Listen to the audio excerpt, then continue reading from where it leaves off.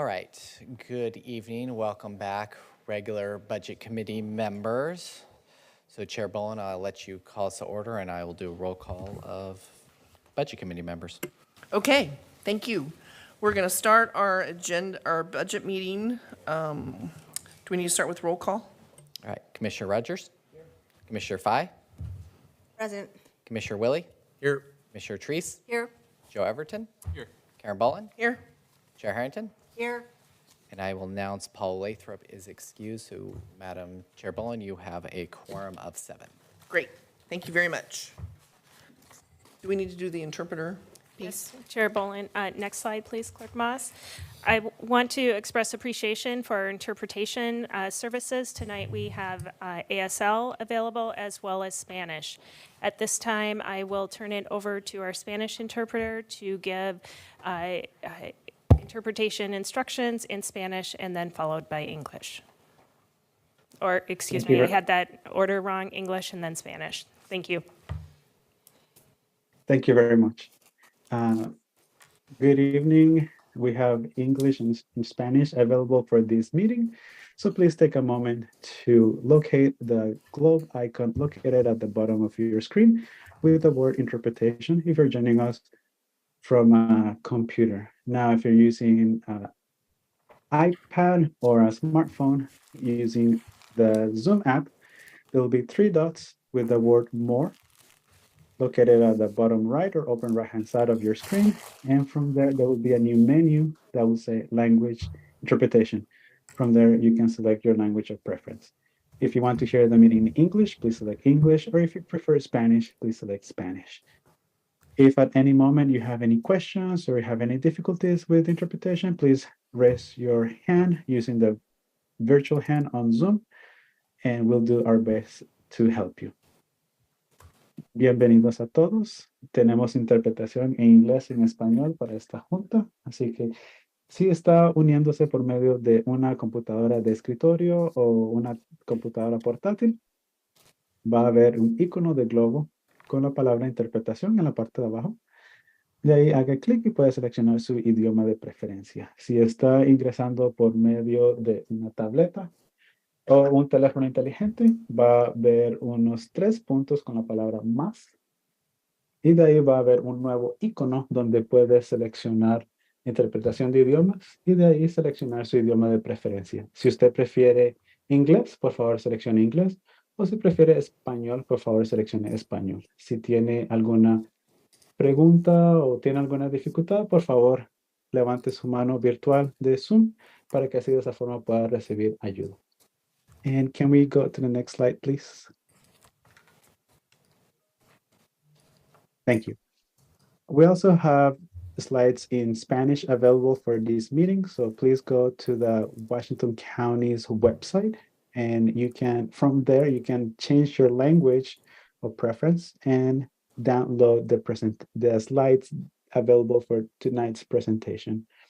Para esta noche también tenemos las diapositivas en español, así que por favor vaya a la página web del condado y de ahí va a poder cambiar el idioma y también descargar las diapositivas en español para que así de esa forma pueda seguir la presentación en español. Muchas gracias. Thank you very much. And back to you. Okay. So the community input will be at the end. So if anyone is here planning to make a comment, it's helpful if you sign in the back, and then Chair Moss can organize all that for us. Anybody online can just log in and he'll take care of that as well. So we'll do that after we go through all these. We're going to go through all of them, and then we'll do the comments, okay? So we're going to start with the overview of amendments, correct? And are you going to read those, or what am I, oh, that's this, okay. So Greg Munn, you're going to explain the tracker worksheet to us first, is that correct? Yeah, I would suggest that you make the proposal to the committee and get their consensus on the process. On the process, okay. So for our amendments tonight, we would like to go through a general description of each amendment, the fiscal impact, and the opportunity for the amendment sponsor to elaborate and provide further details. Then the budget committee members will have a chance to make a comment and ask questions. After all the amendments have been reviewed and discussion has occurred, I'm thinking we're going to end up taking a break, so I'll just tell you that now. And then we can come back, and then we can have our public comment. So that's what I think we should do, comment. Question, are we going to be making comments after each amendment or at the end of the list of amendments?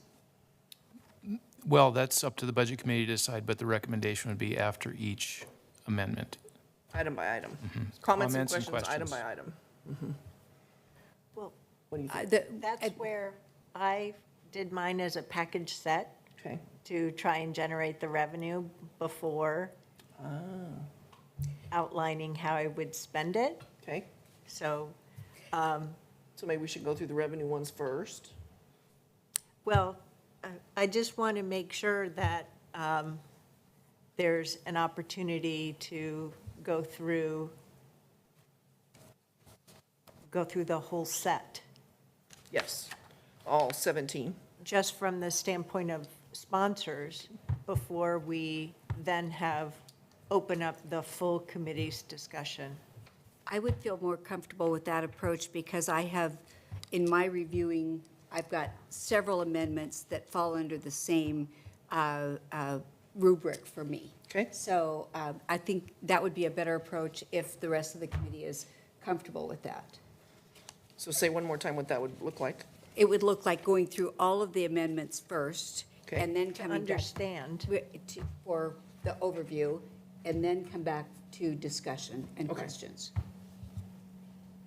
So by consensus, does that sound reasonable? Reasonable? Okay. All right. So agreeing on that process, then shall we start with a description of revenue amendment number 1? Is that correct? No, go ahead, Greg. Yeah, if I can just jump in a minute, I just want to give you a quick overview of the amendment tracker sheet, which I believe is the 5th page on the handout. It's a spreadsheet, and it's page 14 of the agenda packet. And it's also a link on the main agenda. Chair Harrington has it. Yes, correct. So I thought I'd just take a minute to explain the layout of this and the purpose of it for the committee. So one of the purposes, obviously, is just to list out each one of the proposed amendments. So they're in front of us, and I believe there are 19 altogether.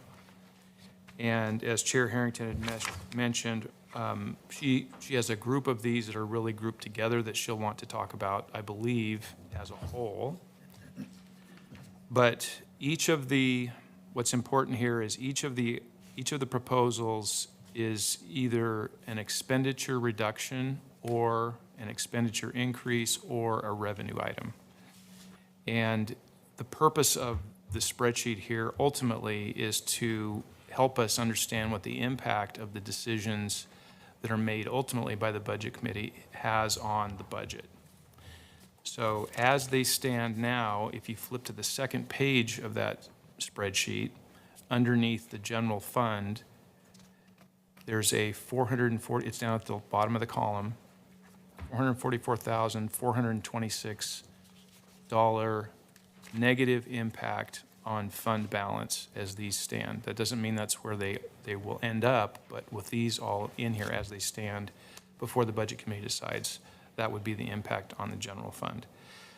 To at least one more clarifying point, this is, some of us use acronyms and we forget that not everybody else reads them, but FB at the top in the header stands for fund balance.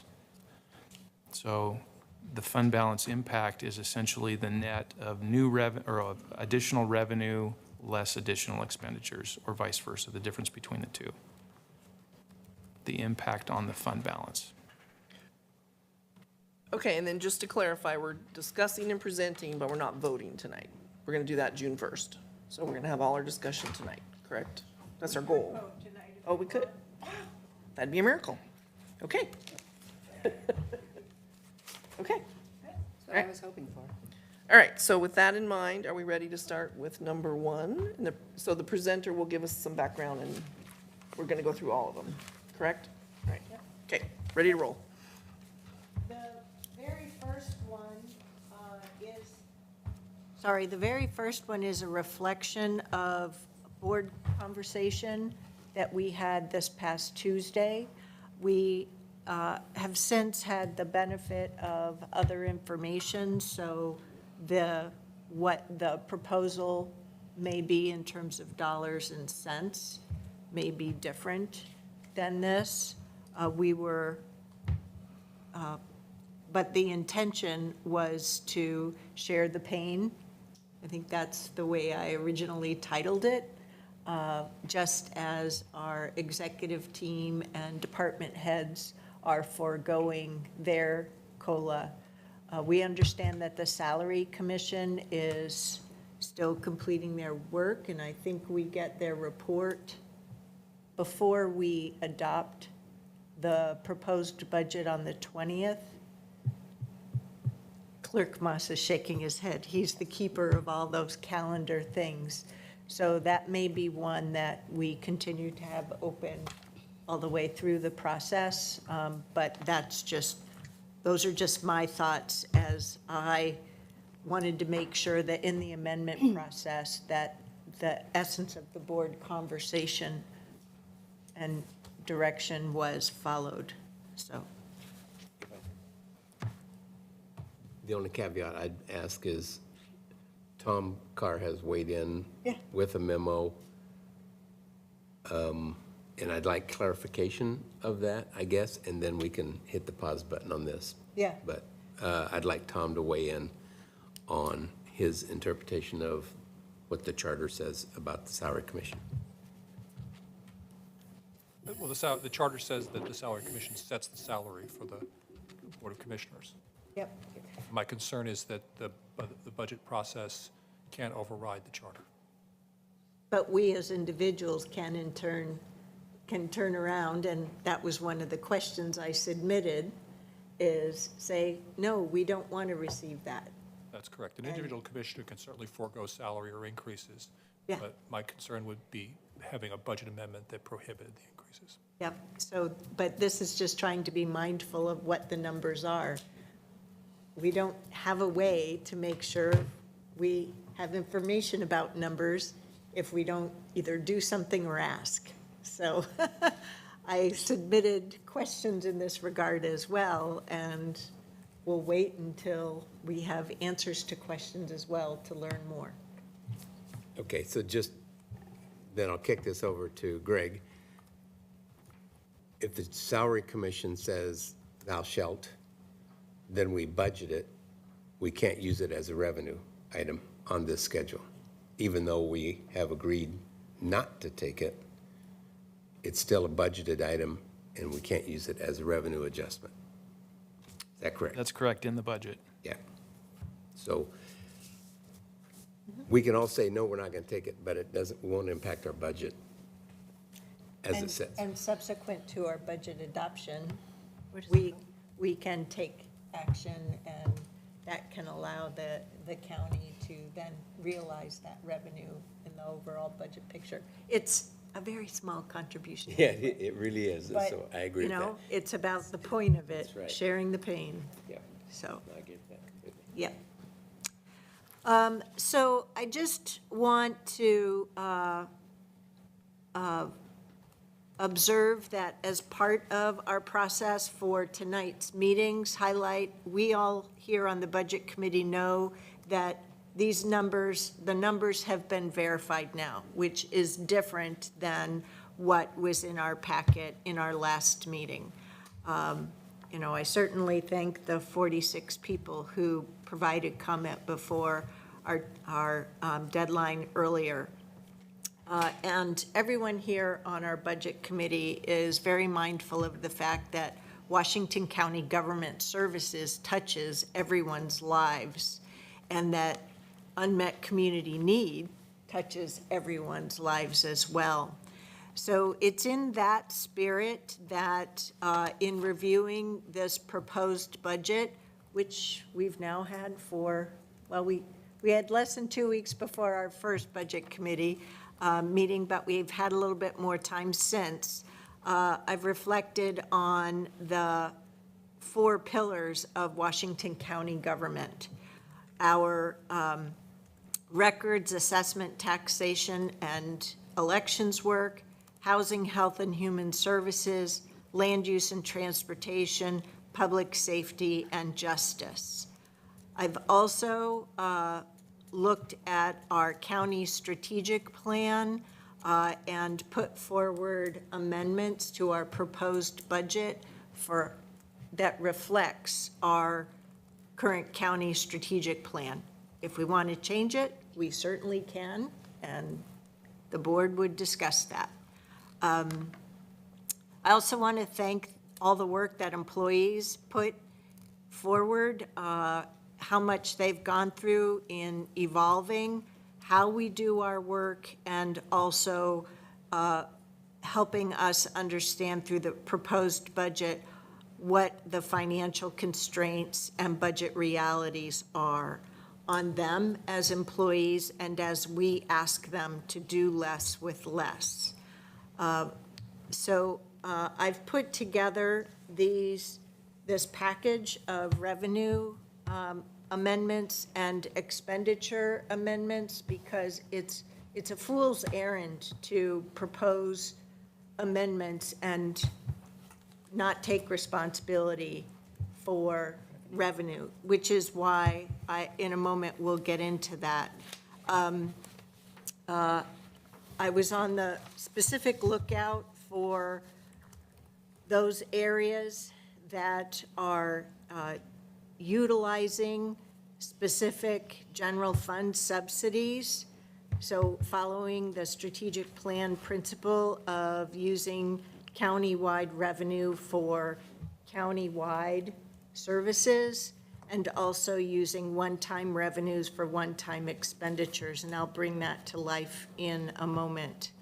I also want to applaud my colleagues and staff for ever increasing our level of transparency and the way, with new folks joining in 2019 and with new management leadership, how end-of-lifing of systems has been revealed to us in pretty short order lately, and we are all doing the best we can.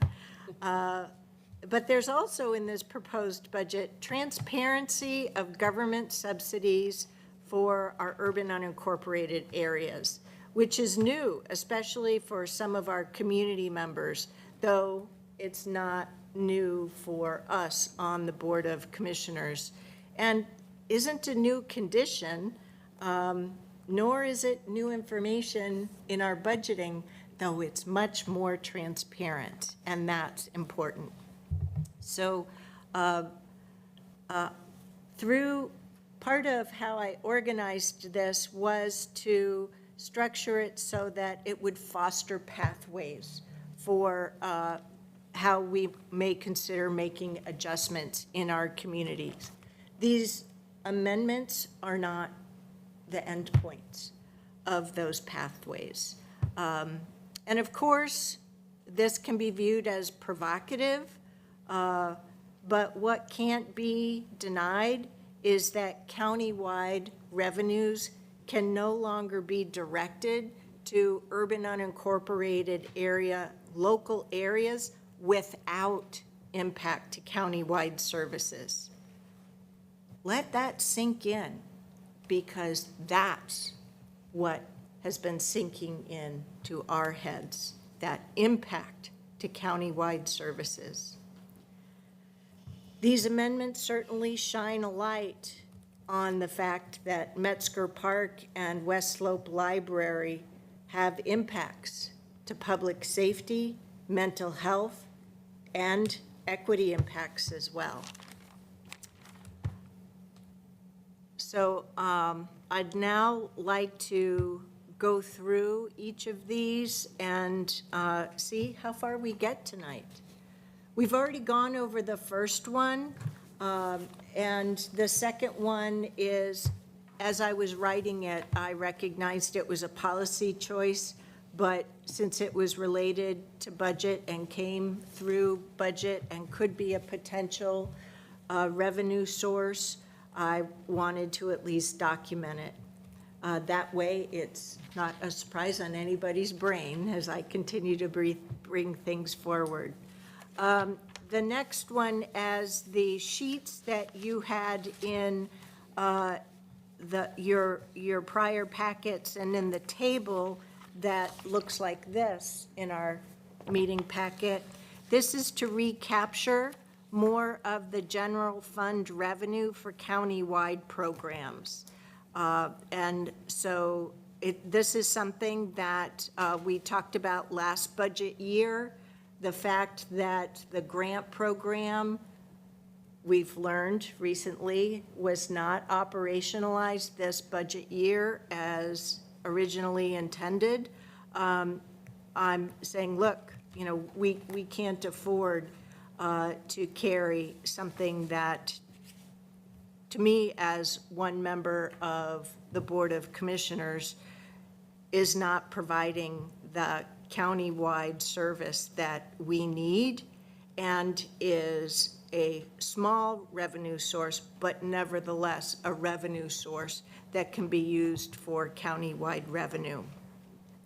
4A on West Slope Library, the intention here has always been to reduce the general fund subsidy, and that has been verified, and you see the updated numbers there.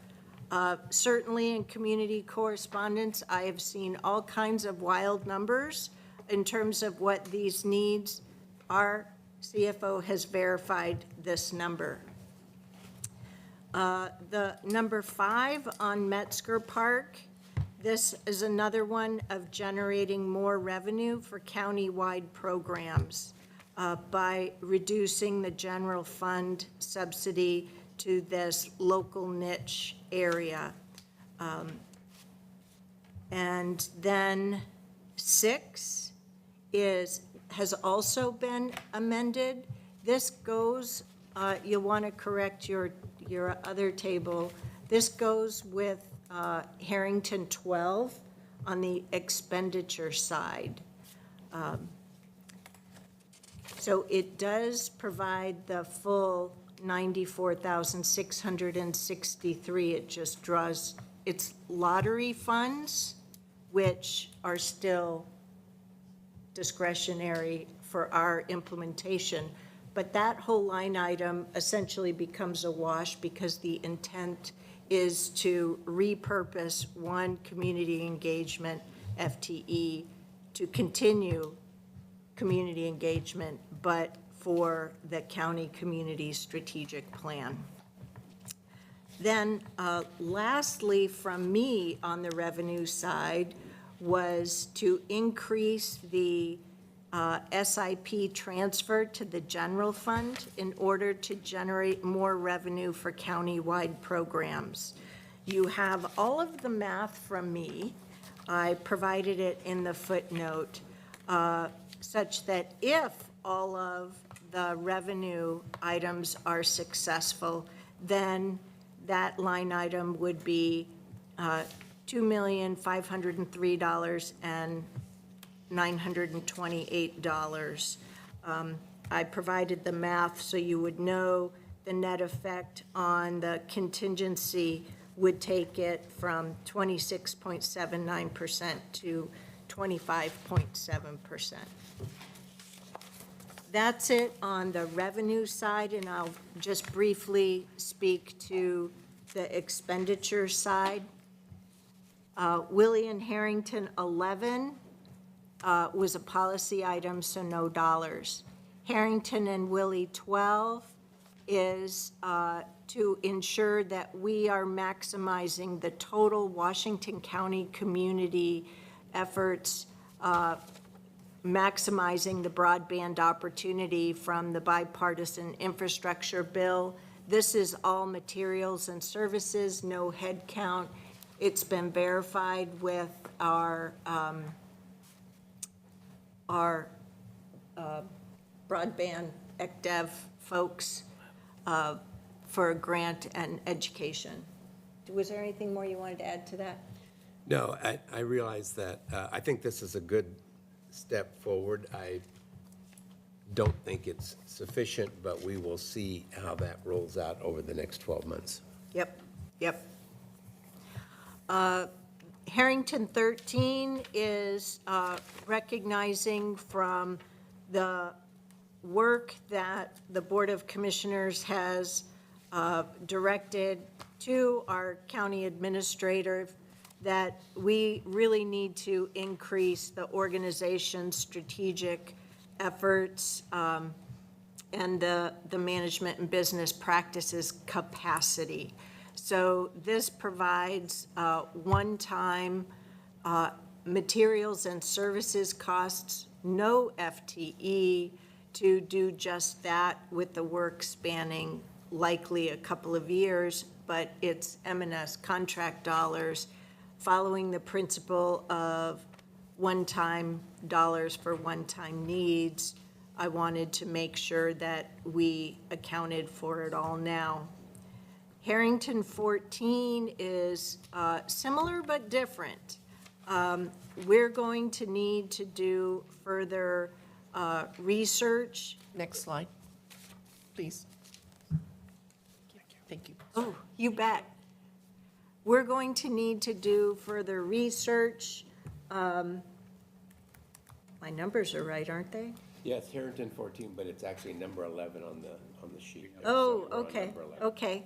Sorry, I'm on Harrington 14.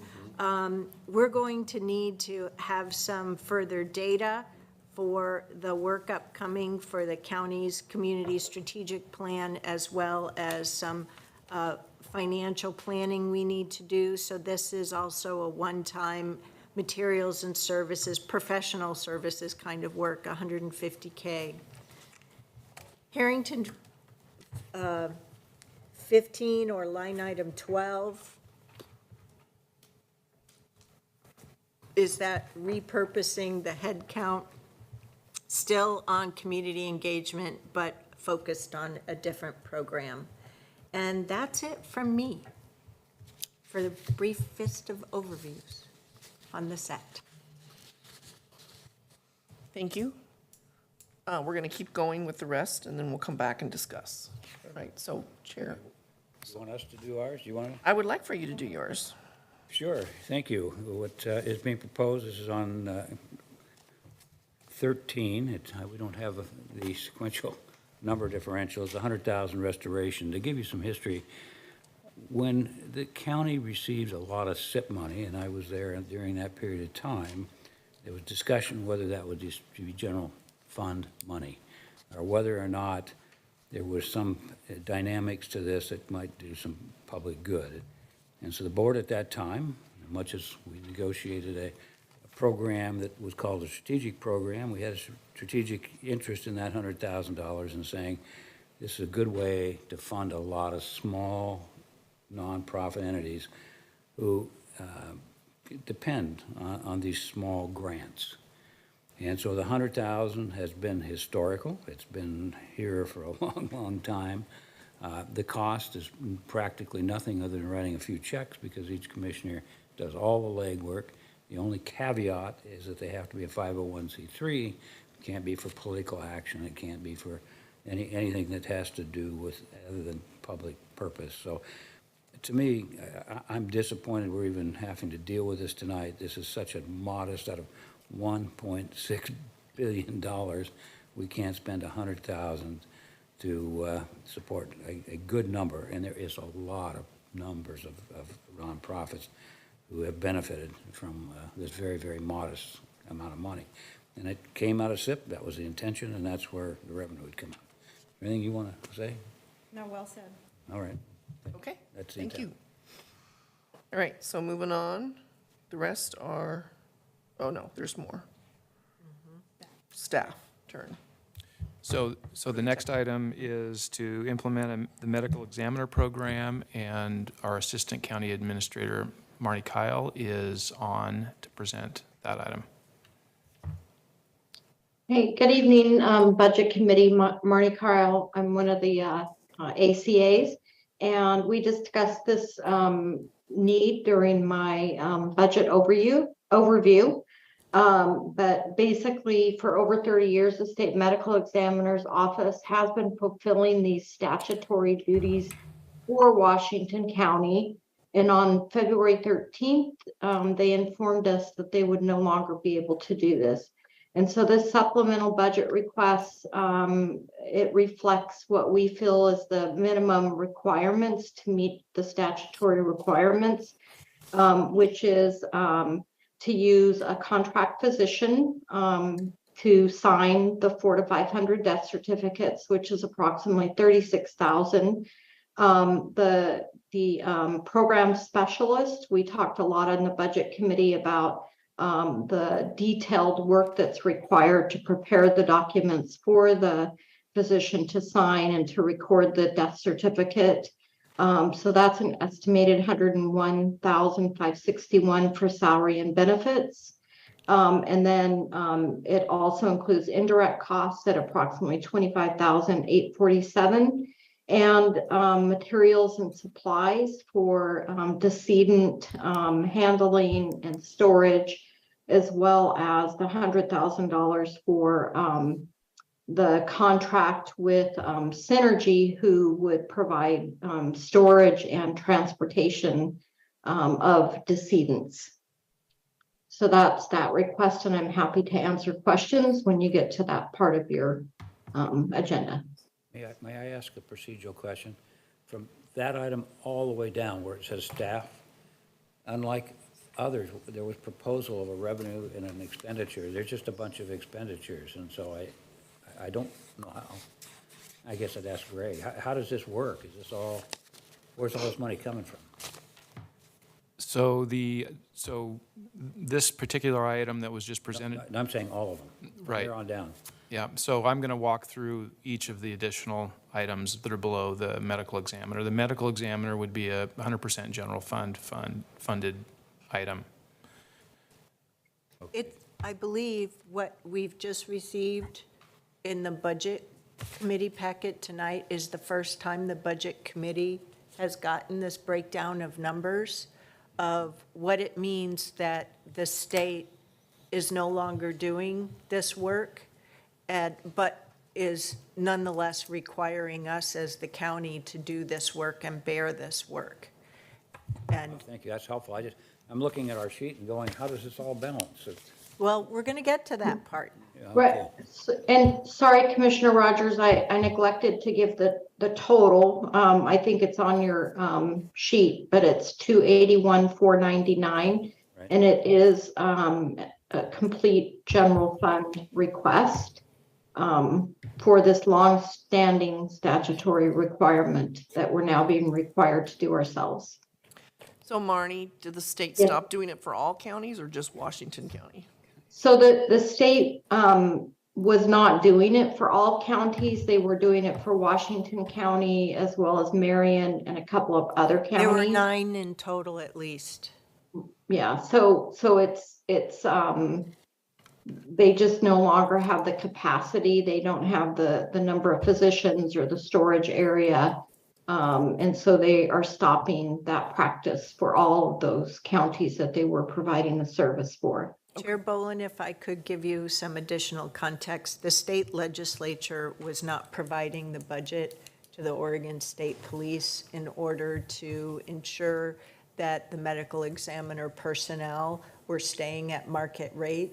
So they've lost people and have fallen behind in terms of their response rate. And the current major, I can't remember his name, that is responsible, felt that the only way to continue is to change the operating model that's been in place for decades. And we were caught unawares. This information came to the county after the proposed budget work had been going on, and so our staff has done the right thing to try and enumerate what they believe the impact will be and help us ensure that our adopted budget, which will be effective July 1st, will match the responsibilities that we'll now have to assume by the state mandate. Okay. Thank you. Thank you, Marnie. Any other questions? Moving on. Staff? So I'll cover the next 5 items. All 5 of these items are considered technical adjustments, and that means these are items that would have or were intended to be included in the original proposed budget that weren't for one reason or another. So I'll walk through each of those. 15A is the 24/7 facilities. The $19,460,000 is budgeted in our 155 fund, which is our ARPA fund. It's budgeted as an expenditure, but we didn't, during the budget process, include the amount of budget in our facilities fund where it actually needs to be spent. So what this item does is it'll create a transfer out of 155 into the facilities fund, and it'll also create the expenditure in there. That's what that one does. No impact on the general fund. The HHS epidemiologist FTE was an FTE that was approved in this current fiscal year after the proposed budget was developed. So had it occurred before the proposed budget had been developed, it would have been included in the FY23 budget, but because of the timing, it was not. So this item adds that position and those costs to the budget. It's in Fund 208, or it's not in the general fund, it's in Fund 218. So this item would create the budget in an existing funded fund and allow us to budget for that position that was approved moving forward into FY24. So this is budget neutral as well? That's right. Okay. The next item is a housing services vehicle for $47,896. This is also it's for a mid-size pickup truck that was missing from the proposed budget after the budget was submitted. It is budget neutral adjustment, again, a technical adjustment that establishes the purchase from the grant fund to the fleet fund, and it sets up the necessary budgets so that can happen. The law enforcement supervisory VEBA request, $91,943. This does have a general fund impact, and this is the support services group bargaining led to an increase of $10 per month of voluntary employees beneficiary association, VEBA, contributions that weren't included in the proposed budget for the applicable positions. So this was an approved item that was just missing from the budget. It was pre-approved and adopted by the board. So this trues up that budget. The impact is across several funds, but the impact of the general fund is $62,927. And the last item is the West Side Interagency Narcotics Team SUV. And this is the purchase of an additional SUV and is will be funded by a variety of non-general fund sources. It is also budget neutral and was intended to be included in the proposed budget, but was not. $61,000.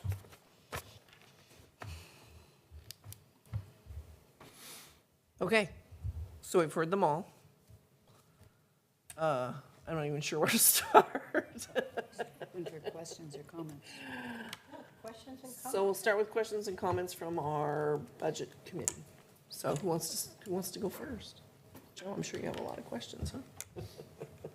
Anybody? Good explanations. Thank you, Catherine. That was very thorough. We appreciate it. I'm happy to make comments. Yes, please. One, we need to go back to 1984, 85, and I know that's for some people who might be listening, may not have even been alive then, but it was a while back. We developed a strategic plan in this county that said countywide revenue that we raised would go to countywide services.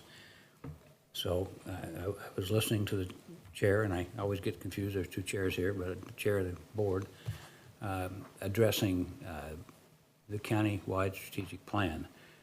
And I think that we need to be very cognizant of what she said, because she's right on track. And she said, if you want to change the strategic plan, then do it, but your budget has to follow the strategic plan until you change it. And so by way of discussion, or any testimony that we might take, to me, it's moot unless we somehow change the plan, which this body is not empowered to do tonight.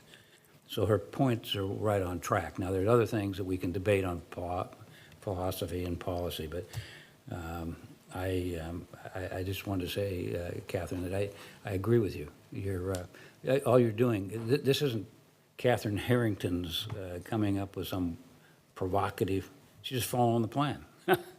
And the board, I remember when all of you came on, I said, well, that's our plan. Are we going to follow it? And we've been talking about looking at a different plan and recustomizing some of these entries that I think is a Harrington-Willie combination, but is saying, let's get back to the strategic plan. I agree. I mean, it needs to be updated in some respects, but it's not a bad policy. So I don't want, and I'm saying it to you, because I don't want people to say, well, you know, you're crazy. I mean, what are you doing? All you're doing is following what is on our books and records, in essence. That's all you're doing. So I wanted to comment about that. Beyond that, how you would approach this, I would suggest that maybe you look at the philosophy, kind of like our board of commissioners does. They say, well, what's our policy? What's our guidelines? And then people, if they're going to testify, have to fit into that, versus just saying, well, is this all open? Can we discuss? And I think that a lot of it, as framed, unless I misinterpreted, and I'm looking at that end of the table down there, if I've misinterpreted, then correct me. That would be Harrington and Willie. But if I haven't miscorrected, I mean, I can see people saying, I don't like it, and I wish you'd have a different policy, but that's a different discussion. So, anyway, that's my comments. Thank you. Yes, Commissioner Treese. Thank you. There's been a lot of work that has gone into this budget, and I do want to take just a step back and say to the staff, it's amazing what you've done. And I hope that these amendments and any discussion we have here is not in any way intended to say we don't appreciate the work that you've done. This is additive in my mind. This is supposed to be additive. I support many of these amendments. I am not going to be supporting the amendments 4A, 5, 6A, and 12. The reason I'm not going to be supporting them here in the Budget Committee is that, Commissioner Rogers, while I agree with you and I agree with Chair Harrington that we need to address what we have ineffectually done for many, many years, which is not follow our strategic plan and not adjust for funds going to UUAs. I don't believe that this Budget Committee, made up of our commission and lay people, is the right place to do this. I believe, and I'm personally committed, to follow through on this discussion with the Board of Commissioners. The essence of this issue is that we haven't followed the direction that you outlined in 1984. And by doing so, we by default did not follow our policy and then ended up in this situation. It is my contention that it is not to be decided here, but it is to be worked on. There's no question about that. So with all due respect to Chair Harrington and the work that she's done to do more than shine a light on these issues, we do need to address the fact that funds that are intended for all of the county shouldn't be going to limited areas where all people aren't participating. But we should do that as ongoing policy work with the Board of Commissioners. So I feel very strongly about that. I also want to comment on a couple others. The $100,000, while I understand what you're saying as far as the history goes there, I personally believe that that money should be spent in coordination with what our strategic plan and goals are around our community at large. I've enjoyed using that money and giving it to different organizations, and I think that there's been great benefit there. But I know that you don't know necessarily where I spend my money. We see it on the charts, but we do not discuss that as a group. And I think that, you know, if it didn't go into a grant type of situation, at the very least, if it stayed within our purview, it should be agreed upon, and we should be discussing it together in relationship to what our strategy is long-term. Let's see. And I think I did say that I believe that 4A, 5, 6A, and 12 were all tied to the concept of the general fund not supporting UUA activity. Other than that, I'm open to listening to everybody else's comments, and on the first one, I do want to underscore that the elimination of it's the elimination of the COLA for board members, not the elimination of the entire salary recommendation. So I just wanted to underscore that piece. Can I ask a clarifying question, though? Please.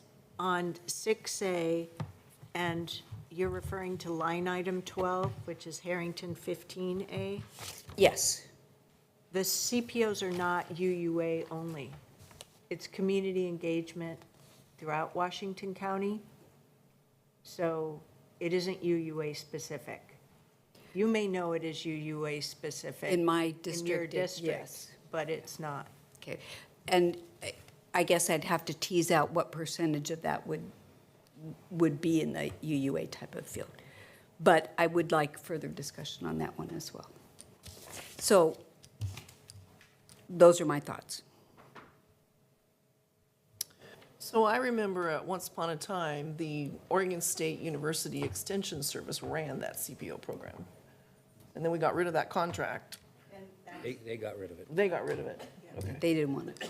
And so I think it has floundered without a lot of planning and strategic. I mean, I don't know. think that's fair to our staff. Well, but the It has CPO program evolved. doesn't really, Depends on where you are. We've had a whole work session Okay. or two or more on the CPO program. And but you're proposing that it go away.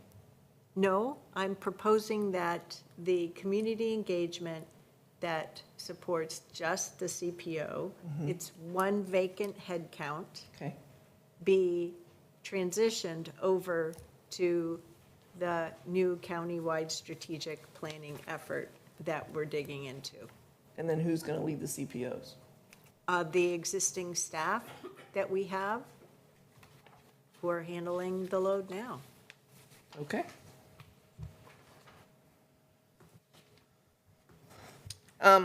So my other comment seems like with the West Slope Library and the Metzger Park, they're not getting a lot of notice and we're taking money away from them. Kind of like the state said to us in February, we're not going to do this service for you anymore, we're taking that away. And now we're having to fund it. But I don't know that those two organizations have residual money. Like we have money in savings we can fill in that gap with, but those organizations, they don't have any residual money. So We how are do the they- organization Right, in both cases. okay, We're going through our annual budget process right. as we do. So can we just take $444,000 out of contingency and call it good? we would have to discuss Okay, if we have that and want to, or some other fund, but the Board of Commissioners and the Budget Committee is reviewing a proposed budget, right. and I'm just, And it's 247. yes, it's right. was the old number. That's the point. So this one down here on the bottom, Oh, you're talking about, I'm talking about, it says the shortfall is 444,426. okay. So if we agree tonight to take that out of our contingency, are we done? Well, you could also choose to further reduce or further redirect the, what, let's see, Harrington.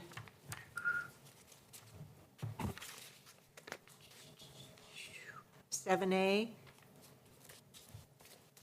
You could increase the SIB transfer to general fund for countywide programs. Except those two are not countywide programs, so my amendments are not ongoing, they're one-time revenue for one-time expenditures. Okay. So that's part of, we're exercising our role of saying, thank you, but there's further setup. Okay. So the Budget Committee could decide that we don't want to make all these decisions tonight, and the board could choose to make decisions on this before we adopt our budget. The Budget Committee merely approves the budget, but it is not the final adoption. I'm aware. I know, but I figured there's a larger audience listening. Okay, so apologies we're at if other you- questions? Comments, questions? So did I understand right on 4A and 5 that these cuts are just this budget year? That was something new that I thought I just heard. Is that right? That's what we're working on with the, sorry, that's what we're working on with this proposed budget. Our budget next year is going to be even harder than it is this year, which was all the more reason why I thought that we need to, on that continuum that we've been on of ever increasing, not that we've limited transparency, but as we've learned things, try to be transparent about what we're learning, the whys and what fors, and be as timely with our community on that information and the learning. And this proposed budget has provided that clarity in a way that prior proposed budgets didn't. That these are very real general fund subsidies.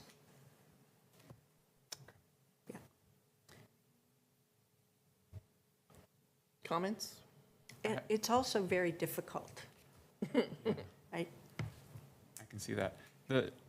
I had one other question kind of coming in, and you did speak to all of them, but this one, number 9, the broadband investments, can you give me some more background on that?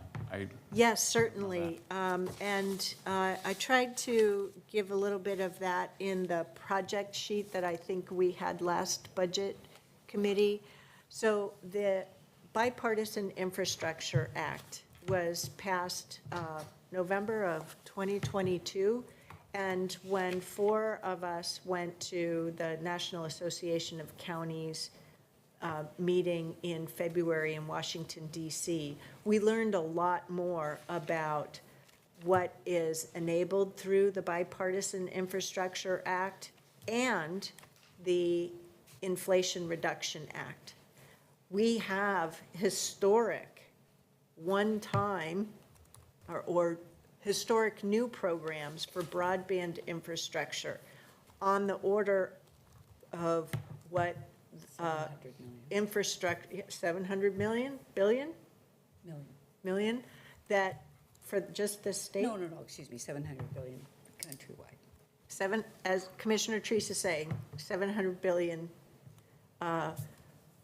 countrywide on the same order that water infrastructure funds and interstate highway funds have provided for our nation. So at the national, federal scale, recognition that broadband has become necessary infrastructure for people's everyday lives, whether you're a child in your education, whether you're a working adult and for your further career development, or if you are a senior needing to transition to telehealth, right? So there are multiple federal programs set up to put in place the infrastructure. BEAD is one such program. We're going to have local match funds that go along with the grant applications to the state for these federal funds. Additionally, we learned a lot from other counties in the country who've prepared for this about the need to put together programs and education to get the right kind of platforms like Chromebooks into families' hands, students' hands. No longer can a cell phone alone do a bunch of this. No longer can one computer in a household meet all of the needs. So there's the devices and the education. We will be able to work with libraries, nonprofits on some of this, and some are doing it already. Our ECDev manager, we already directed ARPA funds to expand our capacity through the development of a broadband strategic plan, so we know what's needed where. And it's also in tandem with the work Commissioner Willie has done as part of COLPAC, the Columbia Pacific, I can't remember what, economic development group that covers a lot of our rural acreage. So we know where there are potential gaps, where there are new broadband nodes needed, AKA equipment, infrastructure. But this is an investment to try and ensure that we're able to build key capacity to apply for those federal funds. Okay, I think, yeah, your Is answer. that enough? I think it is. I just want to clarify my question. I think you just answered it. So,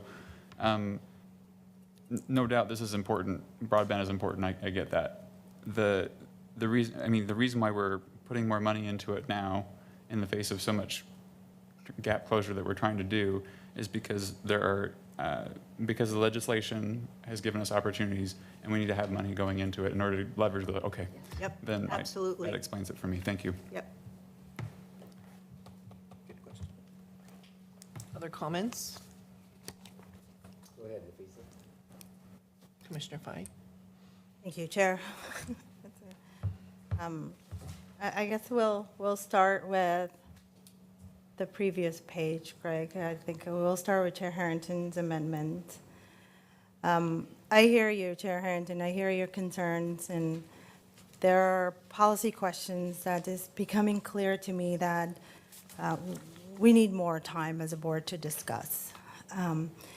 And one of the things that I was reflecting back when I first learned about these amendments was something that you said last week, Chair Harrington, which is we need to get back to the purpose of why we do what we do. And I just want you all to know that I'm on that journey with you. But we have different ideas on the best approach. I appreciate the ideas and the work that was put in on all these amendments to bring forward. I will not be supporting any of these amendments on this page except the ARPA unspent, redirect unspent ARPA funds as of 7/24 to CPOs. And then if you go to the next page, I won't be supporting 11, 12 as well.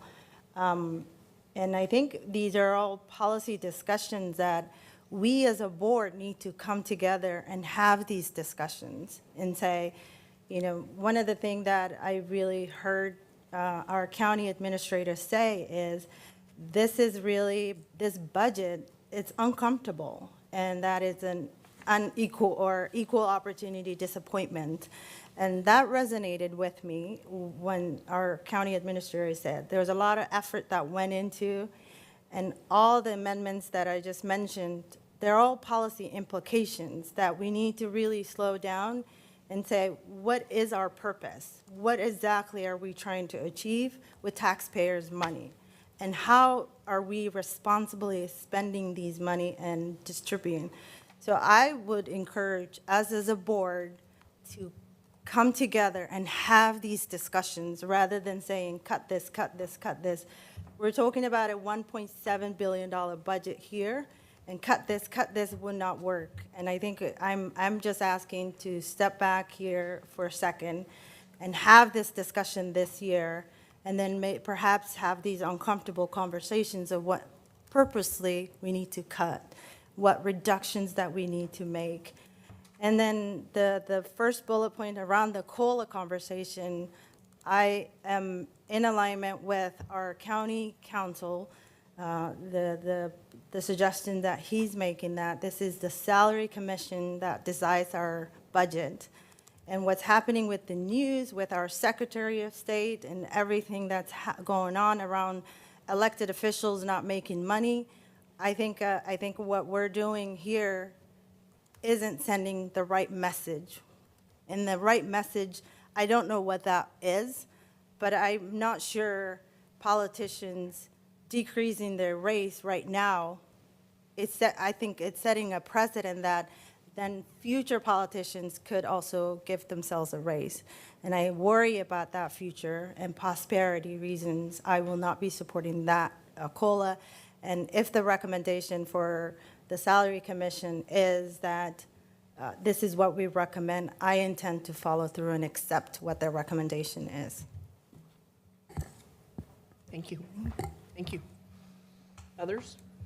Yeah, let me see if I can just recap. I mean, I guess, Nafisa, I think we are having that discussion right now.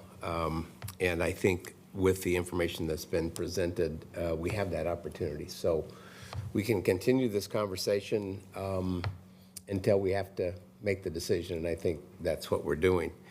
So if we go back through the actions, we're all acknowledging the fact that we have increased demands on the services, and so we've had to identify what the key services are versus the optional services. And I think Catherine's proposals has done that, gone through this. I mean, realizing this is, I don't know, a 500-page document, so it's hard to make sure we went through and filtered everything out, but this is a good start. I'm not in agreement with all of them, and I think that kind of goes without, it's not unanimous with everybody else either. In regards to the Vision Action Network, I will not be supporting that, and the primary reason is because we've already reduced that 50%. I think it's on a glide slope that the rest will come out in the 24-25 budget, but at least we're giving them a ramp and not just cutting all of the funding all at once. So I like that part. 4A as well, I am not supporting that. We've had lots of conversations about WCCLS funding, about libraries out all over the entire county. That's going to continue to have more conversations along those lines. And I think probably what my comment to most of the mayors has been that the general public thinks that the WCCLS levy pays for all of the funding of the libraries, and obviously it does not. And so that's a conversation that we'll continue to have. And I know that the levy's up for renewal in about 4 more years or something like that. That'll be a good time for us to actually implement this, and gives us, again, more time to have that conversation. So I'm certainly not supportive of that. The Metzger Park, that's a totally different thing. I don't know that I understand. Maybe Greg, you can explain to me, or Tanya.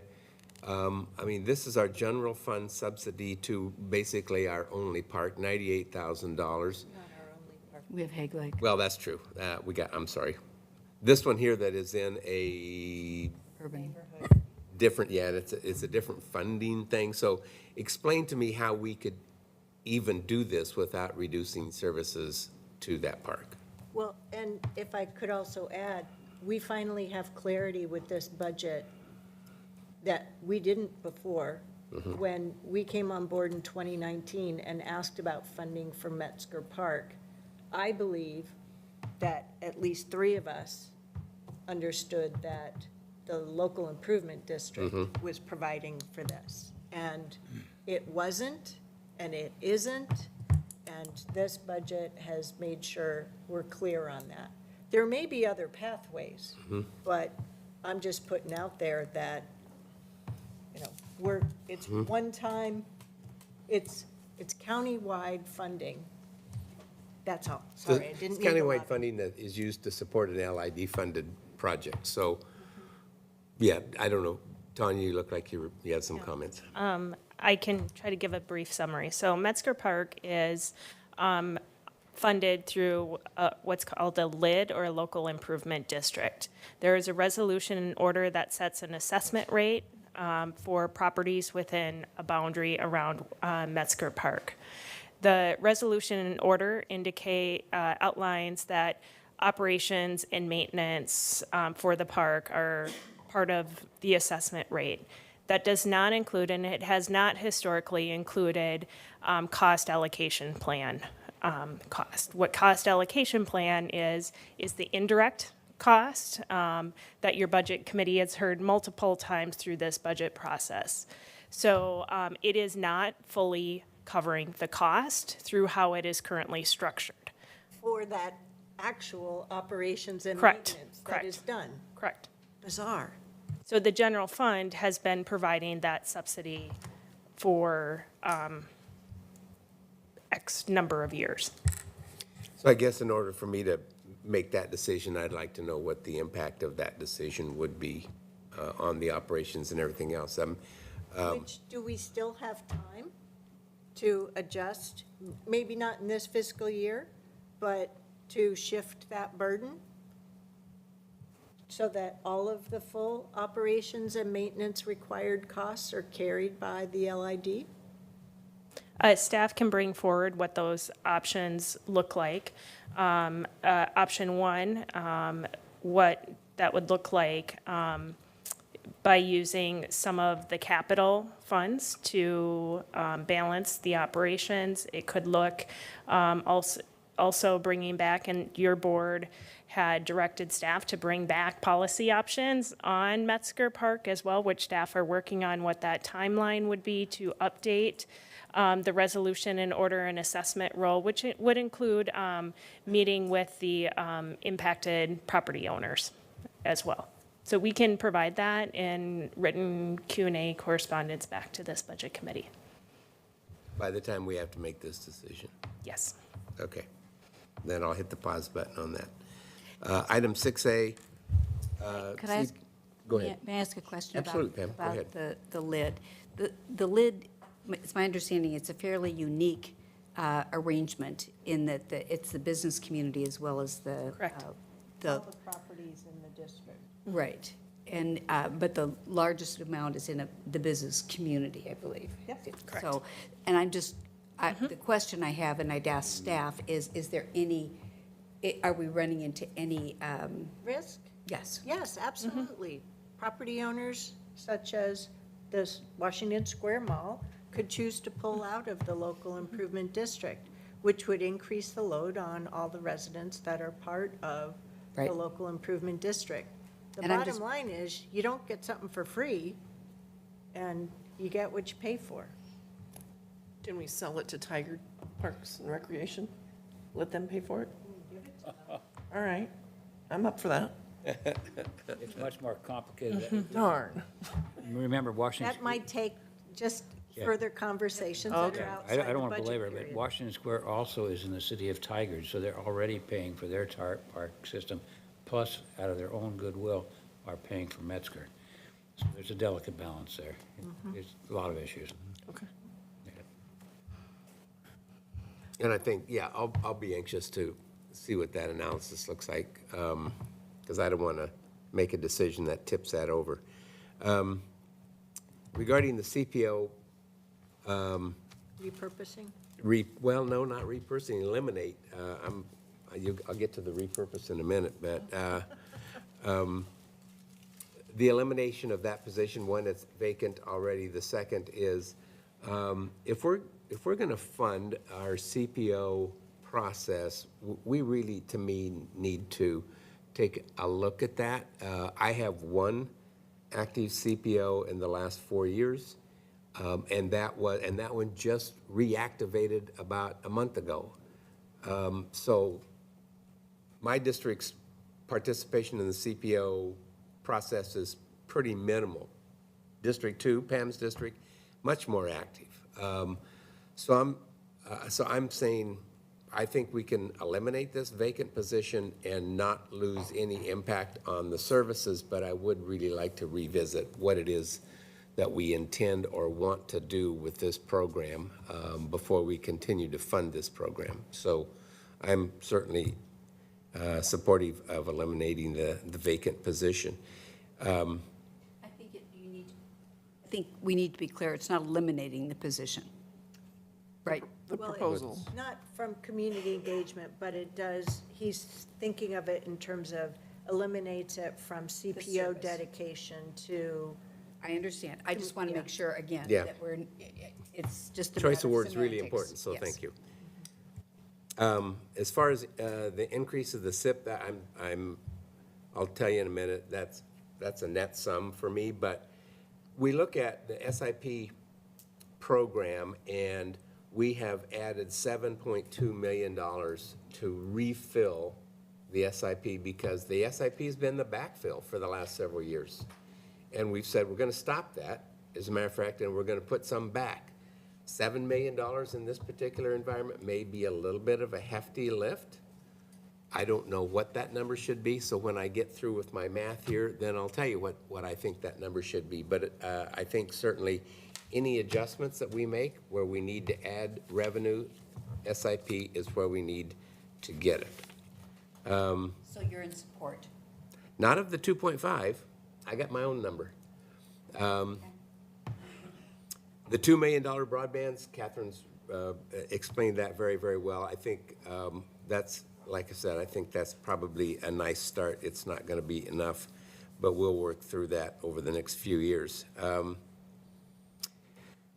Item 10, again, I need to be looking at what exactly a strategic initiative capacity is when we are also dedicating ARPA funds to our strategic initiatives.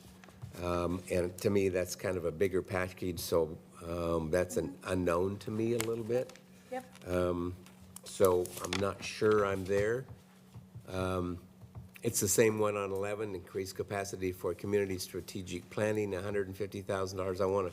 Kind of want to look at that whole package, looks like, with the community strategic planning that and one ours. was really specific on the sheet that you got in the Yeah. last package. Okay. So I'll do some more reading on that.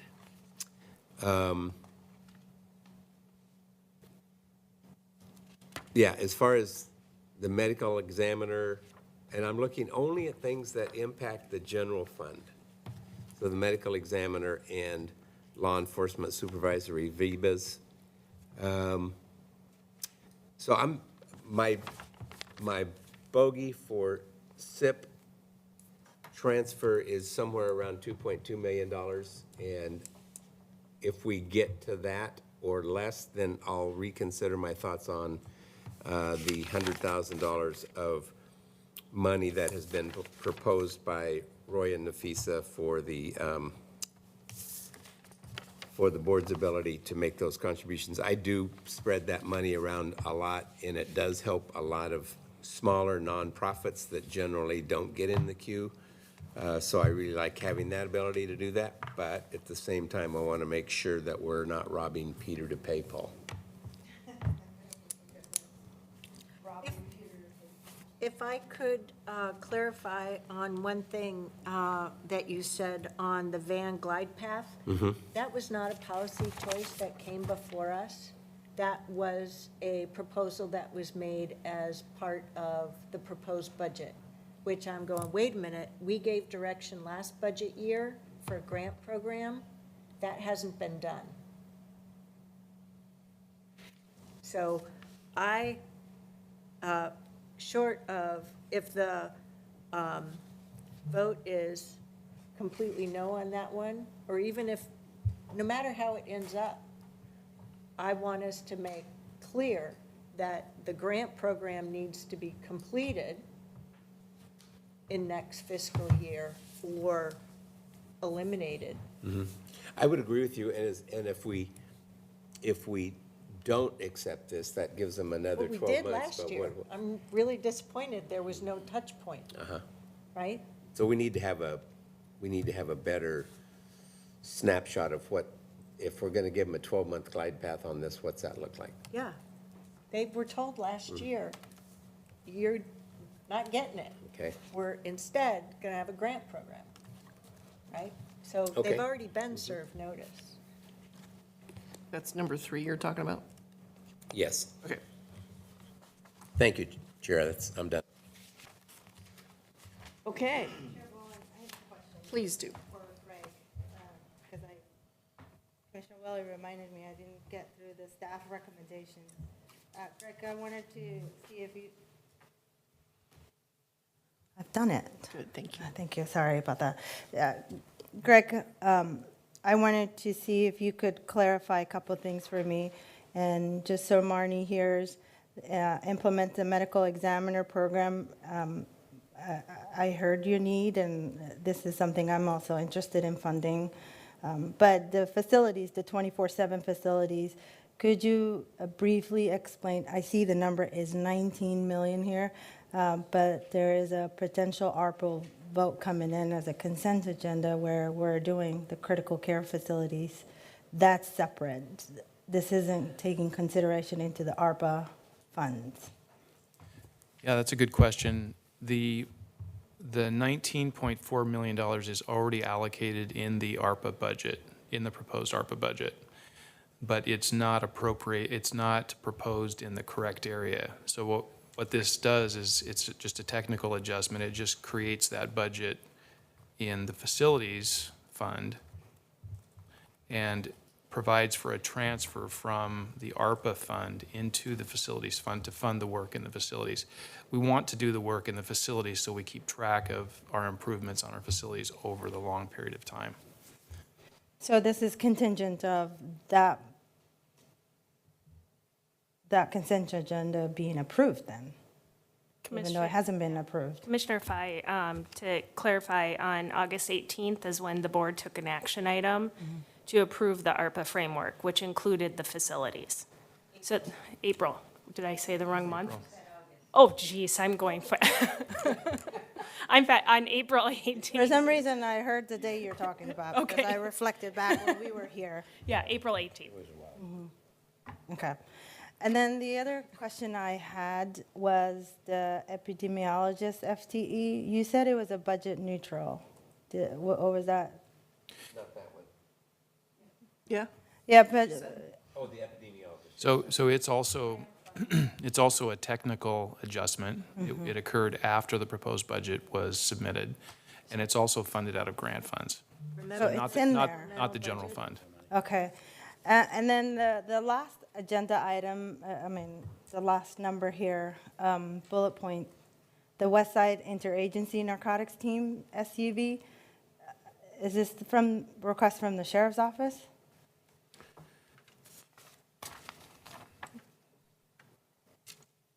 I assume. Yes, it is. It is, yeah. Yeah, and when we were discussing the enhanced sheriff patrol budget piece last time, there was 11, I'm just wondering if there could be a clarification, because there was a budget item or a line item that was being used to purchase 11 vehicles. So this isn't one of them, or is it in addition to? This is, I believe this is out of a different fund than what you were referring to. This isn't ESPD. No.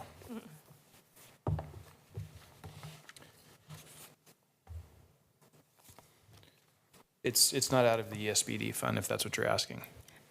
I'm just wondering if one of those 11 vehicles could be one of this, since it's an interagency, and I get it, it's narcotics versus patrol, but we're in a budget crisis, and so I'm wondering. So I don't have that That hard information in front of me, but balance. we can certainly circle back But and give you a full explanation of those. I guess my question is, if this is not coming out of ESPD, we can't take ESPD funds for this vehicle. They're separate pots of money. That's right. So I don't think we can just say, can we have one of those 11 and move it over here? Because the community pays through the ESPD and they support that budget. I believe that's true. That's correct. And I also really appreciate the explanation. This one-time expenditure is funded by either new revenue, as in a new grant, or contingency from non-general fund dollars. So where there are existing dedicated special funds, that would pay for this. Madam Chair, I have follow-up. Okay, Commissioner Rowe. Probably nothing that would be of terrible interest to this group, but it is to me. Greg, can you take a look on this clawback provision? It's all new. There's a House proposed clawback on the ARPA funds, and I don't know whether it's just uncommitted, because like on the 19 million and the others, we haven't committed that yet. I mean, we're saying committed. If we use the term committed, we're only saying that was our intention, but it's not really, it's not spent. There's no contracts for it. And so I'm a little concerned that we may be looking at some issues that, in the next weeks. We've already gotten the answers from the U.S. Treasury that it doesn't affect our, what is it, state, local, federal, tribe. The clawback doesn't affect us? Correct. That's good news. Okay. Yep. Hey, you answered that really well fast. But we're going to call you Catherine. The only other thing I'd say, Madam Chair, I've got, some of my colleagues here know I got a bit of an eye problem. I'm going to have to leave in a minute. I can watch it from home, but what is your intent as far as testimony? I need to digest. We're all on a different page tonight. And need some time to. I don't think we're going to vote tonight. I think we're going to take a break for 20 minutes, and then we're going to have our public comment, and then we'll see how much time that takes, and then we'll reevaluate. Okay. 10? Well, and also, can the committee decide if it wants to vote tonight or not? We could. I don't see how we're going to get there. Well, let's at least ask. Okay. Also, I wanted to share that for line item 13, I am a no vote on that. I can't justify how we would continue that small grant program in this particular climate. So, just an idea. Okay. So any other comments for the good of the order? We're going to take a 10 to 15-minute break, and then we're going to hear our public comments. Are you voting tonight? Do we want to take a temperature check? Oh, it's up to you. All those who think we could potentially take a vote tonight. We could see which ones we can move tonight. We could do a line item approval or line item veto, whatever you want to call that. But yeah, Okay. I think we need to give staff a little bit more direction on this rather than kicking this around for another week or something like that. So I would be in agreement. If there's items that everybody's ready to vote on, then let's vote. Okay. Item by item. Item by item. Item by item. So I guess we're going to take a vote item by item. Yeah. Yes? Let's do it now. And, And not do the break? well, we'll. I think we need public comment. Yeah.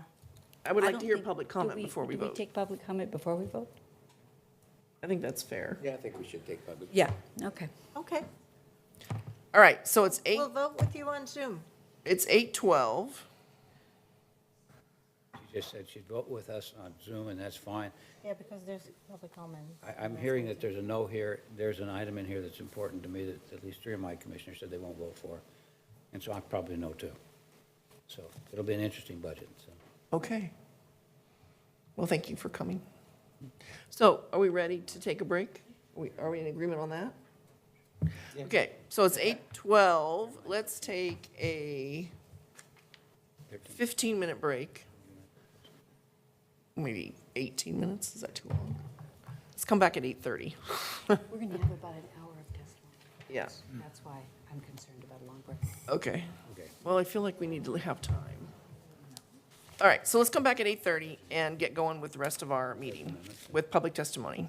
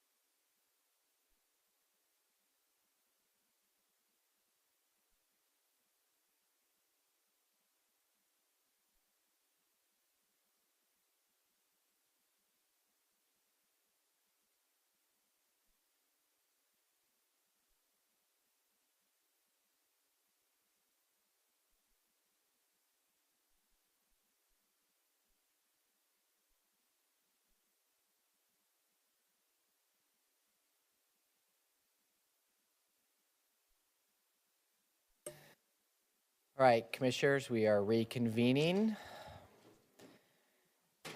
And we'll give it just a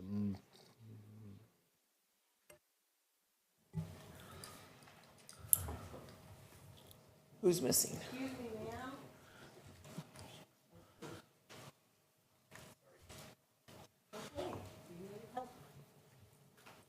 All right, welcome back, Commissioners and Budget Committee members. So now we will open it for public comment, and I will announce that we did. No. So we wanted to make a change, and Commissioner Harrington wanted to do some Yep. chair things. So Yep. So first, I just want to recognize that Commissioner Rogers has stepped out of the meeting briefly. He's relocating to his home office, and he will be zooming back into the meeting. But committee members, I would like, as the proposer of 4A and 5, I'd like to take them off of the table for the Budget Committee. I would like the commissioners to join me in recognizing that this topic needs more time to discuss the policy and to commit to an implementation pathway decision before the board gives direction to the CAO for the next fiscal year. That would be fiscal year 24-25. So the result is that those amendments would come off of the table for the purposes of the Budget Committee as well as for the budget adoption. So 4 was the West Slope Library issue, and 5 was the Metzger Park issue. Yes. So we're removing those from the discussion for tonight. Correct. And I wanted to be clear to the community that I have no intention to bring these amendments forward as part of the budget adoption process. So that means for a public hearing on June 1st, as well as for the board's public hearing and adoption of the proposed fiscal year 23-24 budget. So we're not taking money away from them. Not this fiscal year. Okay? We don't know what next fiscal year is Well, we're just going worried to about bring, this year. so- And I But think, by removing them off the agenda, we're not taking the money away. Correct. Okay. but I think it's important to really emphasize what Chair Harrington said as far as developing a pathway to a better, a more feasible way to fund the West Slope Library primarily, As part of your strategic plan, but not by the county is what I'm saying. to be determined. Did I put words in your mouth? Yep. Okay, sorry.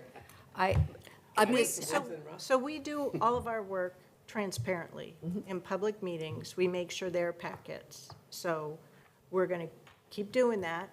But the board is committing to come back to this topic and close it or not. You know what my position is. Before we give direction to the county administrator, fall, winter, whenever we do that, in time for her to work with the departments to form proposed budgets for next year. That sounds fair. So we're doing that. We're doing that. And then the next piece was to propose that all of the staff presented items, number 14 through 19, could we agree by consensus that we approve those? Is there any discussion or concern? Okay, so number 14, 15, 16, 17, 18, and 19 are all approved by this committee. No more discussion tonight. Okay. So,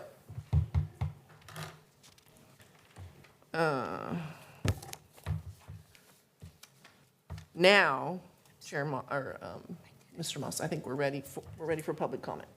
So Yes. now, if there's anything left we want to talk about, then hopefully you're on the list and you can come forward. Public comment is 2 minutes per person.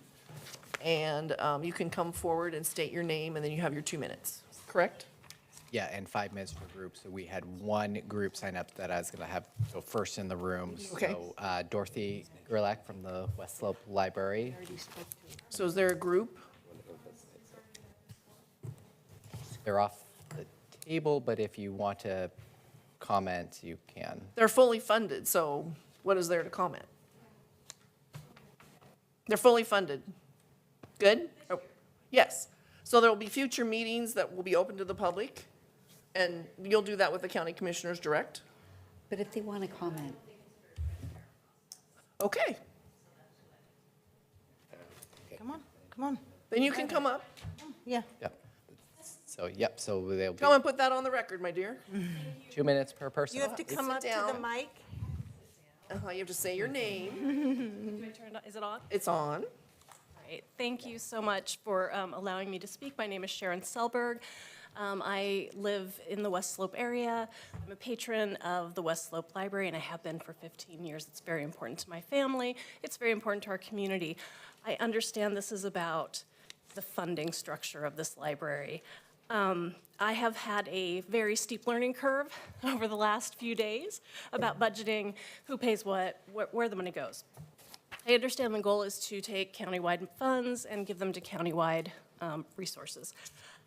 I ask that the county please work with us, the stakeholders in the West Slope Library, to whatever process that is, to restructure and refund this library. It is so vital, not just to our community, but to the communities that surround us as well. I will keep learning. I'm also a member of the Friends of the West Slope Library, a board member.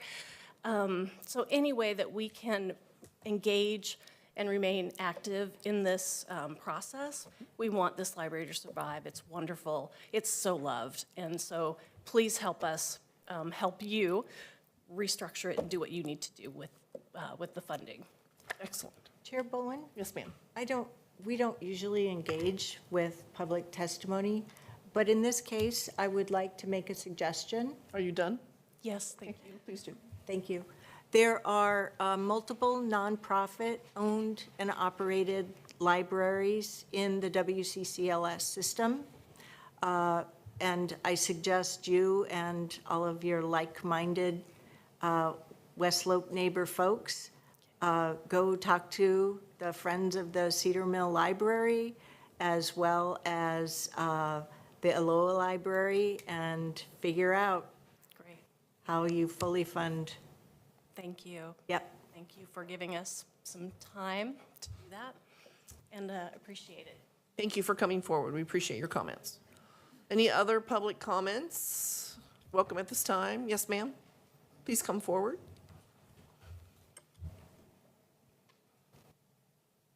North Plains. Good evening, Chair Bolin and members of the committee. For the record, my name is Robin Doty. I'm the North Plains Library Director. I've been a Washington County resident for over 16 years, and I'm a lifelong library user.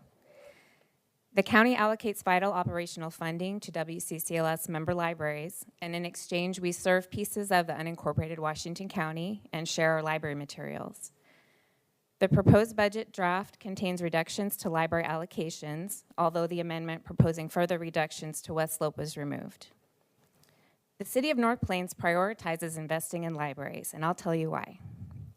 Last year, our city leadership adopted 3 key goals: community engagement that brings people together, intentional and managed growth, and city services aligned with community growth. Quite simply, funding the library is an effective way to take action on all 3 goals. North Plains has a low tax rate and no local option levies. As the fastest growing city in the metro area, we understand general funding challenges. Our proposed budget for the fiscal year of 2024 and 2025 biennium allocates 30% of our general fund to the library department, up from 28% last year. Our library will be over 60% city funded and under 40% county funded next year, although we serve a wide swath of unincorporated Washington County. Despite fiscal challenges of low taxes, county funding reduction, rising costs, and new residents, the City of North Plains is a leader in library services, and we encourage the county to consider that what you're trying to achieve by moving funding out of libraries may best be accomplished with libraries. Thank you. Thank you very much. Next. Come forth, Larry. Thank you for honoring the time limit. I appreciate that. Welcome. Welcome, Chair Bowman, committee members, thanks for the time. My name is Larry Gonzalez. I am a resident of North Plains, former city council person, member of the library board. Here, previously Jackson County, they went through their library funding levy that failed, and they closed all their brand-new libraries, so I feel the pain here. The libraries are, again, to don't think of them as services, think of them as information infrastructure. Mm-hmm. They provide a lot of the services, both digital and physical, computers, books, et cetera, to residents who don't have computers, don't have internet, don't have the option to fund those. Our counties, or the neighborhood is rural, so we have a lot of folks that farm workers, et cetera, that use the library. I know that previously Member Harrington was talking about the broadband and the Inflation Reduction Act. Going after that money means we have to spend money to get that money. And so I'd like to have you keep that in mind as you're looking at libraries, because one of the, again, the front line of broadband and those kind of information services is the libraries. That's it. Thank you. Thank you. Thank you for coming. Other comments? No one else in the room? Are there online comments? All right. Would any member online wish to provide comments on any of the budget amendments that you heard? Oh, Glenn? Oh, I didn't see you. Oh. Sorry, my fault. That's okay. Was there a sign-up sheet? Yes. So if people still want to testify who signed up, how do they let you know? There. I think these two signed up. Yeah, so I can go through and I'll call the just a little. Got it.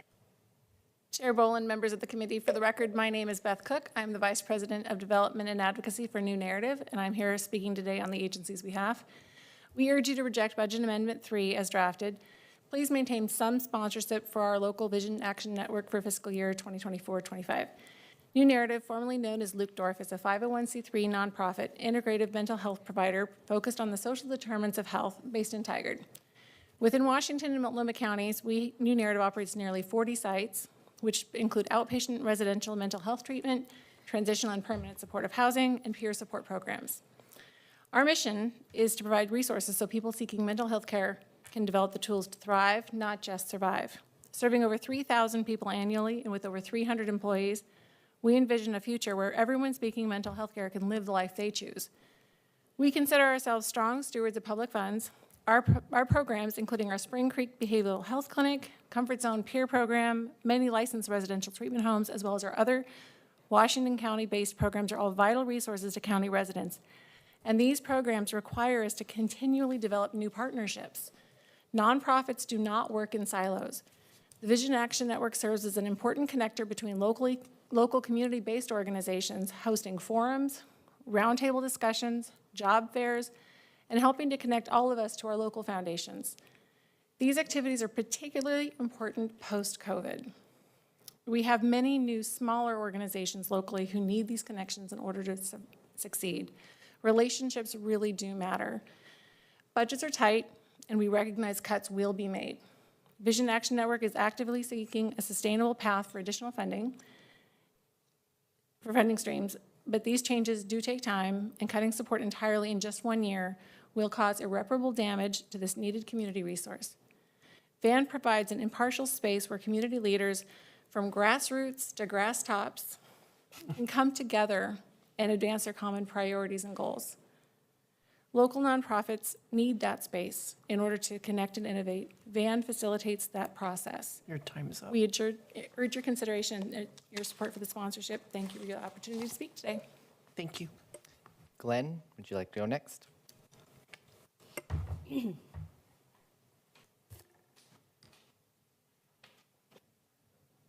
Thank you, Budget Committee, for letting me speak tonight. My name is Glenn Montgomery. I'm the Executive Director of Vision Action Network. VAN was born out of a community-led initiative. I'm not going to use my prepared comments. Commissioner Rogers was talking about the strategic plan and aligning with that. In 2001, this county created VAN as a permanent forum to bring leaders together across sectors, and I have a quote in my statement here, but again, I'm just going to riff ad hoc. But we were meant to be a permanent forum to bring leaders together across sectors to collaborate on critical issues in the county. That's what we've been doing since 2001. That's why the county has been funding us since 2001. I know that times have changed, leadership has changed, policies are changing. I respect that. I did not balk at the reduction, the 50% reduction that the staff recommended. I know that cuts need to be made. VAN is on a trajectory to minimize the amount of support that we get from the county, but the county has been our primary benefactor for 20 years. There are other cities in the county, there are special districts, there are healthcare and education institutions that contribute some of the remainder, and then we get grants and contracted services to do other things. We are a two-person organization. We have been lean by design. We serve at the benefit and at the pleasure of the county. What we're asking for is a consistent application of this policy. There are other nonprofits who receive funds from this community network fund. Not all are being eliminated. So if we are going to use this policy to determine how to fund these nonprofits moving forward, I'm just asking for a consistent application at this point in time. And we will work from there and move forward together. Thank you. Thank you so much. You're welcome. All right, next we'll finish up the list. Ellen Johnson, are you still here? No. Is Lee Martin still here? Is Carol still here? Okay, so that concludes our in the room. So now we'll move to the online portion. So anyone that wants to have a comment, please utilize raise hand function. And the first person that I had signed up on the list was Kemp Shuey. Kemp, can you hear us? Yes, I can. Can you hear me? Yes, I can. Please go ahead for up to 2 minutes. All right, great. Good evening, Budget Committee members. My name is Kemp Shuey, Executive Director at Community Action, and I'm here today in my capacity as the Board Chair of Vision Action Network, expressing opposition to the proposed Budget Amendment number 3 to eliminate the Vision Action Network sponsorship. VAN engages stakeholders across sectors to collaboratively address critical issues in Washington County. Collaboration is a core value of our work here in Washington County and our community, but bringing organizations and individuals together to collaborate is not a simple task. Over the past 20 years, VAN has built the strong relationships necessary to make collaboration work. These relationships are built on trust and understanding. Through our Washington County Thrives Collaborative, we have created a safe space for stakeholders to gather, collaborate, and truly focus on issues identified by them. We are a trusted convener. Our stakeholders know that, and they know that we give them the tools, space, and safety to address issues that are complex. Our role as a responsive convener is what distinguishes our work from other equally important forms of community engagement offered by the county and local jurisdictions. As you know, Oregon mental health services are in crisis. Most recently, as local mental health providers were struggling to figure out how to address this crisis, they looked to VAN for help. The result has been the creation of our behavioral health initiative that is connecting stakeholders from inside and outside the traditional health system and creating opportunities that can strengthen the sector as a whole. VAN has successfully served the Washington County community for over 20 years, and the need for our work is as great as ever. The support we receive from Washington County is not just a sponsorship. This funding provides critical operating support for a service that cannot be offered by any other jurisdiction or organization. We ask that we understand the changes coming to the funding model. We're preparing for this, as Glenn has alluded to, and we just appreciate the glide path that was being proposed with our current reduction. We just ask that you honor the original draft budget and preserve the funding that we have for this fiscal year and vote no on Amendment 3. Thank you, Kemp. Thank you. Time is up. All right. Thank you. We'll give one last call for anyone else online. If you wish to provide public comment on these amendments that you've heard tonight, give you just the last moment to utilize the raise hand function. Not seeing any other hands, Chair Bolin. Okay, so public comment time has now ended. So for tonight, what we have left are proposal number 1. So it seems like we should go through these one by one of the ones that are left. I think we've, for number 1, I think we've gotten input that It's, we'll get closure on the process through our okay, question so and that's answer, tabled? so I think that should Okay, be so okay. number 1 is tabled. All right. Number 2, integrated speed cameras, that's a policy. That isn't the budget amendment at all. Okay, so we don't have to do anything with that. Number 3, eliminate Vision Action Network sponsorship. So you told me a quorum was 5? Yes, a majority is 5. Majority is 5. Okay, so, yes, Whoops. I think that at the end of the day, I'll be coming back to the board with a policy direction to the CAO to implement that grant program So for table next it? fiscal year or entirely eliminate the whole category. okay, Because we gave direction last year to eliminate these direct distributions. So all the parties were told there would be nothing through this process. okay. We would be going through unknown to be defined grant process. So Table? I'm fine with tabling it if that's more What does comfortable. table mean? We'll pull it off. We'll pull it out of the budget. So the budget committee doesn't decide, the commissioners do. Yeah. Okay. That's what tabled means to me. Are we good with that? All right, so we're going to table number 3. Whereas I pulled 4A and 5 out of the whole budget process. Right. Not tabled. Eliminated. So then number 6, 6A, 6A, eliminating the community engagement FTE. yeah, it goes along with 12. So do we vote once on 6 and 12? No, I want those. Separate. I want them bifurcated. Okay. So 6A, do I just do all those in favor? Formally, Okay, yes, sir. formally make a motion that we approve 6A by eliminating that position. Okay, So it does tie. I'll second it. okay. It does tie then. Moved and seconded that we eliminate a community engagement FTE, which is item number 6. Ready for the vote? All those in favor of the motion to eliminate number 6, eliminating the community engagement FTE, raise their hands. All those opposed, same sign. So what is that? That was 4-2 with Commissioner Rogers online. Did you want to vote one way or the other, Commissioner Rogers? Thank you, Kevin. I'm waiting for the entire package to vote. Number 6, we were just going to go through, so we took off, Well, you have a decision, it's okay. okay, 4-2? Yep. Yeah, so it would not pass because it did not receive a majority. Okay.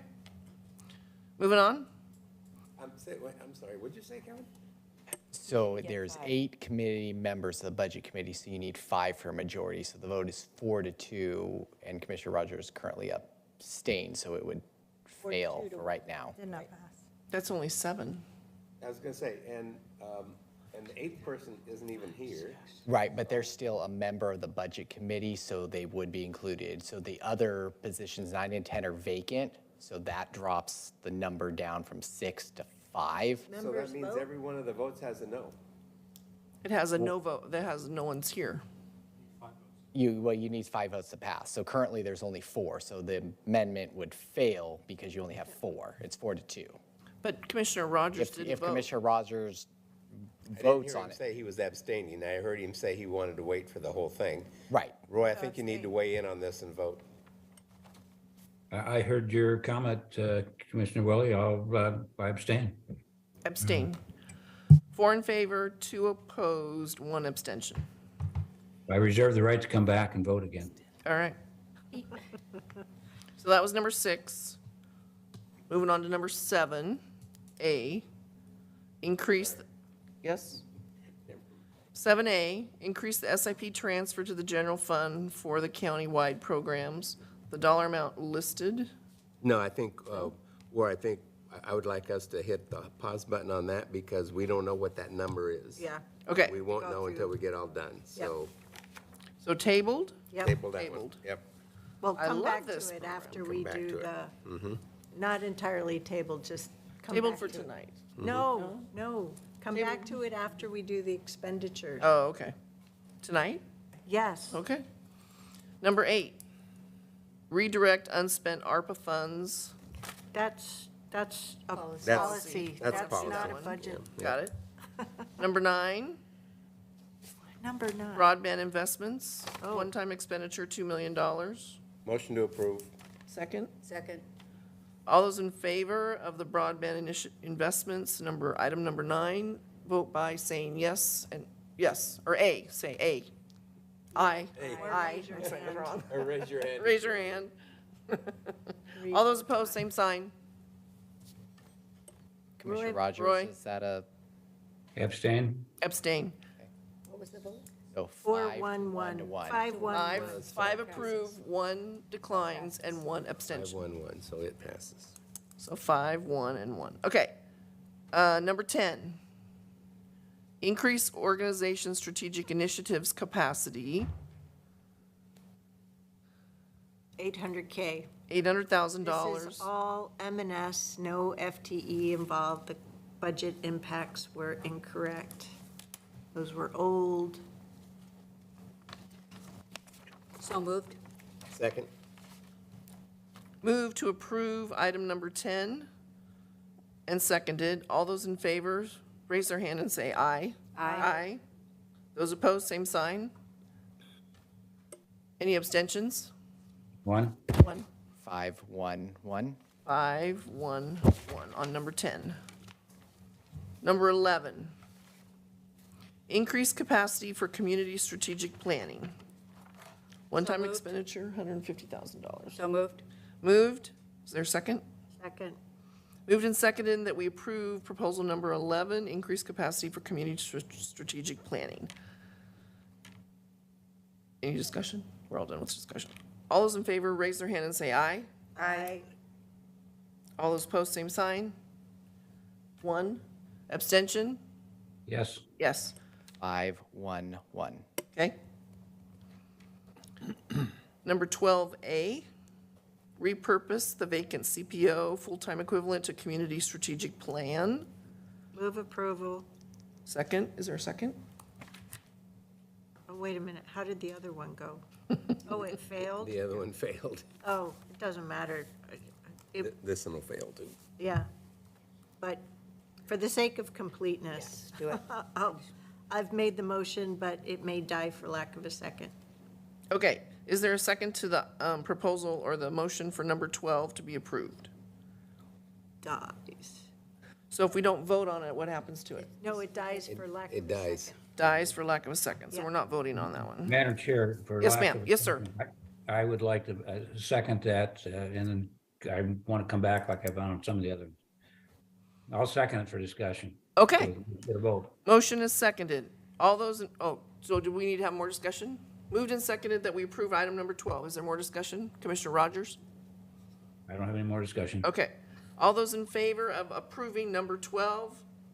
1, yay, aye. It sounds like it's 1-5-1. Are you going to ask for the nays? You have to ask. All those in favor is 1. All those opposed? Any abstentions? No, I'll vote for it. Okay. So did you get that?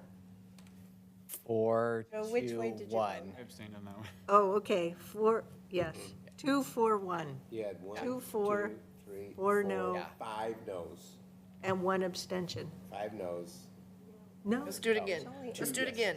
All those in favor of repurposing the CPO FTE to community strategic plan, raise their hand and say aye. It's me and Roy. Yeah. 2. 2? Okay, yeah. all those opposed? All those abstaining? 1, 2, 4, 1. 2, 4, 1. Okay, we good? Jeez. Number 12. Okay, so now we're on to number 13. So that one died too. I'm pointing that out. Yeah, Dies. yeah. But for a different reason. Not approved. Exactly. See, we're getting things closed tonight, folks. 9 o'clock. Restore, number 13. It failed versus dies. Restore the $20,000 per commissioner that grants funding, so $100,000 total. Restore that to the budget. Is there a motion to approve? I make a motion. Move to approve. Is there a second? Second. Second. All those in favor of restoring the $20,000 to the budget, vote by saying aye and raise their hand. All those opposed, same sign. Any abstentions? Motion fails 3 to 4. Fails.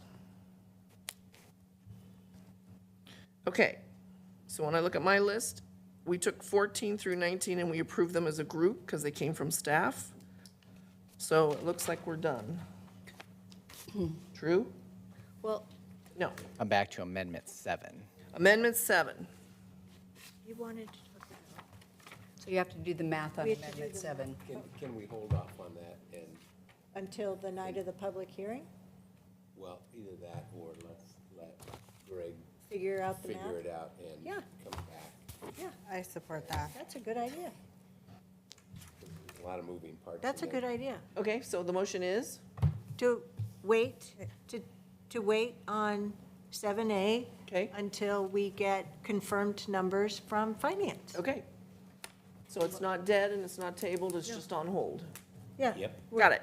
Yeah, our next meeting is June 1st. June 1st. And in between now and then, We'll get a number.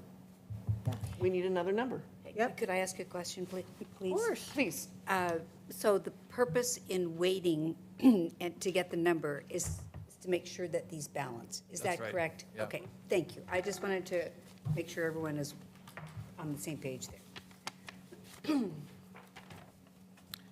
Okay.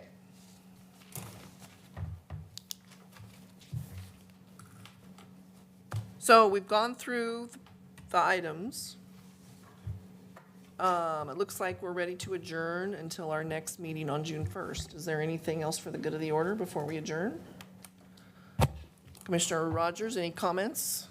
Not at all. I think I understood what was happening, and I will reserve the right to come back on June 1st and vote on some of those items if we need them, but it doesn't sound like I need to. I was particularly interested in the one item, as you know, that failed unfortunately, and there are others that I can make comments privately to others about those, so. So if I might, Thank you. Chair Bolin? Yes. The Budget Committee approved Amendment number 10 and Amendment number 11, Amendment number 14, 15A, 16, 17, 18, and 19. And we've asked our finance folks to come back to us with what level of funding would be needed through an amendment such as 7A in order to make all those happen. And And we Amendment removed. this one? 9.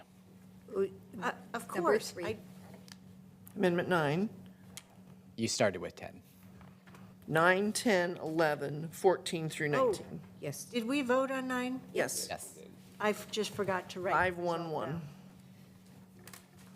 So, Okay, so that's a Thank nice you. summary. Are we good? yep. Yeah. All right. Everyone happy? All right, so we're ready to adjourn until June 1st at 5:30, same place. We'll see you all next time. Meeting adjourned.